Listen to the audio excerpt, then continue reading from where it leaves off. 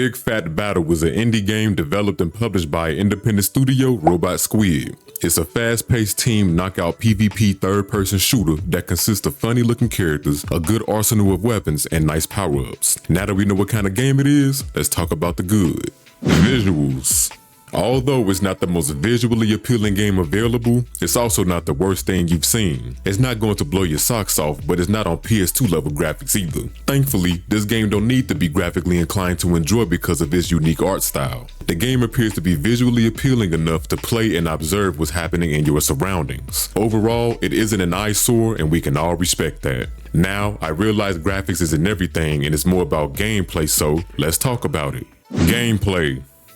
For this game to not have controller support, it plays pretty damn good on controller. The only thing I thought I had a problem with was the sprinting, but that was just a user error. What I also like about the game is that they tell you how big the hitboxes are depending on the size of the character, but that's about all the detail you get from the game, and we shall get into that later on in the video. The way the matches are structured were weird at first, but I got used to them after playing a few games. So to my knowledge, you have about 5 game modes, which are tag grab, which is basically kill confirm, team deathmatch, big head bounty, big boss, and sudden death, but it's packaged with a knockout style. Sounds confusing, don't it? I know, so let's break it down real quick. Basically, there are 32 players in the lobby, 16 versus 16. The players with the lowest scores in the game gets eliminated, but they even them out after each round by taking the combined players from each side and divide them up to make the teams even after each round. Once you get to the third round, it goes into a 3v3 sudden death. The 3 could be you and your friends, you and 2 other randoms, or you can spectate the rest of the game in case you get eliminated. There are a bunch of items laying around the map that can help you and your team win, whether that be coins to collect so you can buy weapons and various upgrades, food to replenish your health, and ammo. One thing that really stood out to me was the various power-ups around the map. Just to point one out, there's a chili pepper you can pick up, which makes fire come from out of your ass and helps you run faster. Also, the game is free.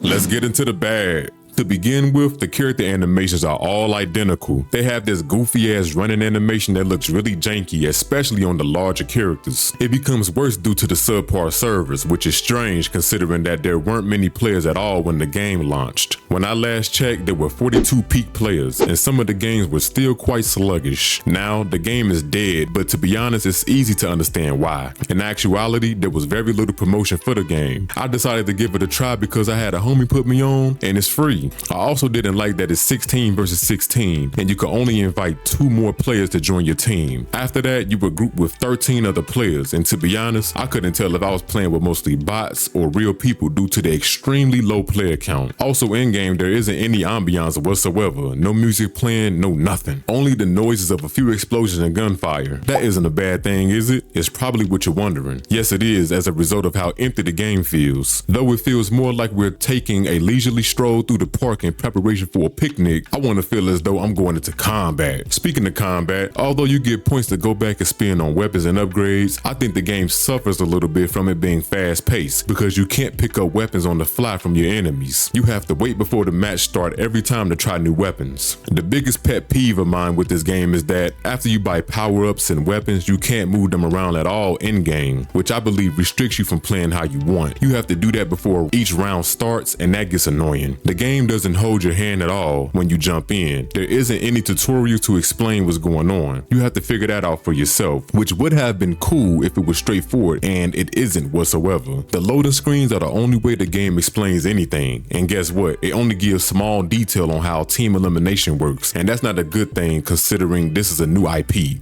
Things I would like to see in the future. I would like to see more game modes in the future. With the 5 we already have, I simply don't think that's enough with this game's fast-paced nature. Also, I would like to see this game come back to life because it really has the potential to be a great game. I would also like to see you click the card on the screen and watch my other videos within this series and comment on that motherfucker.